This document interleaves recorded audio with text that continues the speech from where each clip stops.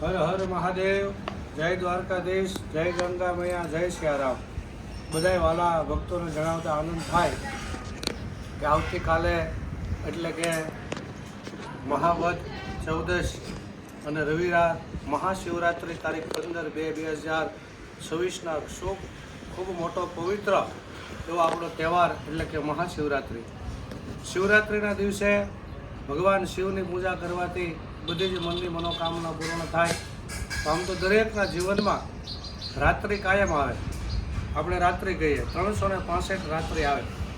એમાંથી નવરાત્રિ એટલે કે માં ભગવતીની પૂજા, નવદુર્ગાની નવરાત્રિમાં પૂજા કોઈ કરે, આસો મહિનો અથવા ચૈત્ર મહિનામાં માં ભગવતી દુર્ગાની પૂજા કરે, અને એક મહાશિવરાત્રિ મા મહિનામાં જે આવે આ 10 રાત્રિનું કોઈ પૂજન કરે, અનુષ્ઠાન કરે, તેને બાકીની જે રાત્રિ રહે 355 રાત્રિ, વર્ષમાં 365 રાત્રિ આવે, એમાં 355 રાત્રિ એના જીવનમાં ક્યારેય દુઃખ ન આવે, કષ્ટ ન આવે એવું આપણા હિન્દુ ધર્મમાં બતાવેલું છે. તો દરેક વાલા ભક્તોને વિનંતી કે મહાશિવરાત્રિનો આપણો હિન્દુ ધર્મનો સનાતનનો ખૂબ મોટો પર્વ એવો મહાદેવનો દિવસ શિવરાત્રિ એટલે કે શિવ વિવાહનો ઉત્તમ દિવસ. શિવ પૂજા કરવાથી ખૂબ ઉત્તમ ફળ મળે.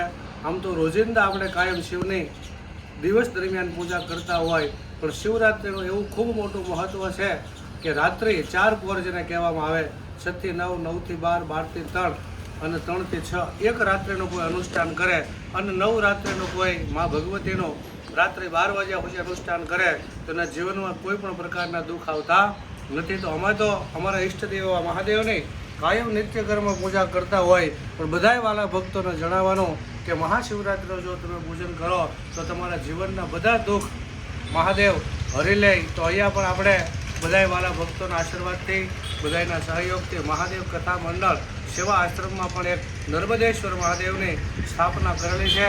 તો અહીંયા પણ અમે દર વર્ષની જેમ આ વખતે પણ શિવરાત્રિના દિવસે રાત્રિ પહોરની પૂજા રાખેલી છે. તો રાત્રિએ મહાદેવના આશીર્વાદ મેળવવા માટે અહીંયા મહાદેવ આશ્રમમાં ભજન, ભોજન અને પૂજન આ 3 સહયોગ રાખ્યો છે. તો જે કોઈ વાલા ભક્તોને આ શિવરાત્રિના દિવસે શિવજીના આશીર્વાદ લેવા હોય, શિવજીનું આપણું કલ્યાણના દેવ છે, મોક્ષના દેવ છે, આપણું જીવન ધન્ય બને એવી જો કોઈને ભાવના હોય તો અહીંયા મહાદેવ આશ્રમમાં તમે ભાવથી અને પ્રેમથી ભગવાનનો અભિષેક, અનેક પ્રકારના અભિષેક થાય, તમે તમારી રીતે આવી અને કરી શકો છો. એ બ્રાહ્મણો દ્વારા રુદ્રીના પાઠ કરી પણ તમને પૂજન કરાવશે. આનો કોઈ પણ પ્રકારનો ચાર્જ લેવામાં આવતો નથી.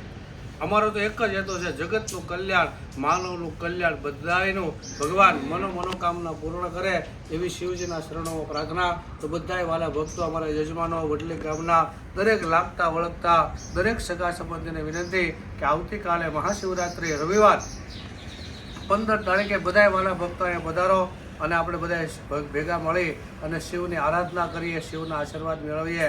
અહીંયા ભજન કરશું, જે ભગવાન આપે ભોજન કરાવશું.